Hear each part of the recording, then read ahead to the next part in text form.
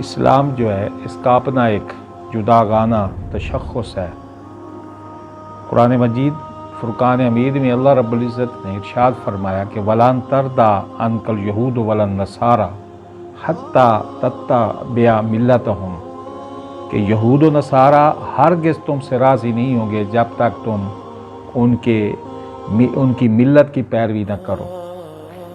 تو اللہ رب العزت نے یہ واضح طور پر فرما دیا کہ کوئی شخص کتنا بھی وسیع ذہن بنے اور براڈ مائنڈڈ اپنے آپ کو کہلائے اور کہے کہ نہیں ایسے معاملات یا اس طرح کی یہود و نصارہ کے ساتھ تعلقات یا باتیں جو ہیں وہ جو ہے نہیں کرنی چاہیے، لیکن اللہ رب العزت نے فرما دیا کہ وہ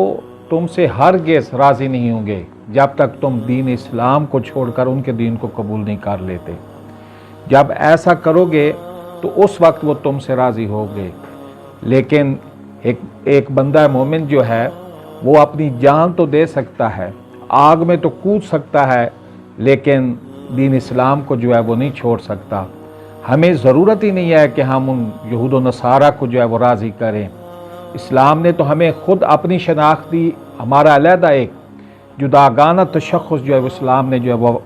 واضح کیا ہے اور اس کی وضاحت جو ہے وہ فرمائی ہے۔ اور حضور اکرم صلی اللہ علیہ وسلم کی زندگی آپ ہمیشہ یہود و نصارہ کی مخالفت کا صحابہ کرام کو جو ہے وہ سبق دیا کرتے تھے۔ جیسے ایک حدیث مبارکہ ہے ترمذی شریف کے اندر کتاب الجنائز اور مشکات شریف کے اندر ہے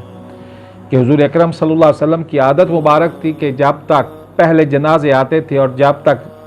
اس کو دفن نہیں کر دیا جاتا تھا اس وقت تک آپ کھڑے رہتے تھے اور بیٹھا نہیں کرتے تھے۔ تو ایک دفعہ یہودیوں کے ایک عالم نے کہا کہ ہا قضا نسنو یا محمد،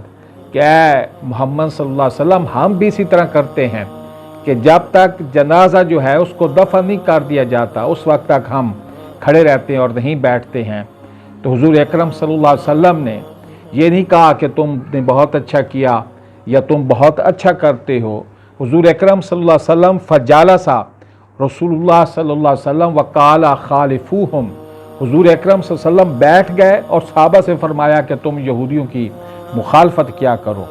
کہ اگر وہ نہیں بیٹھتے تو تم بیٹھا کرو، ان کی مخالفت کیا کرو۔ اب اگر کوئی کہے شخص کہ نہیں اس میں کون سا دین چھپا ہوا ہے یا یہ کوئی بڑی بات ہے،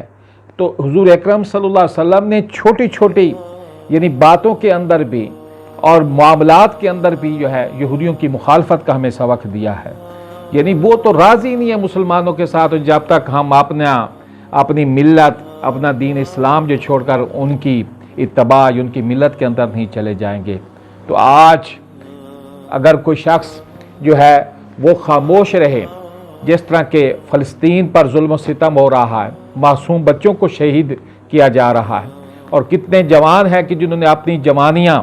جو ہے اس فلسطین کی سرزمین کے لیے لٹا دی ہیں، کتنی عصمت ماب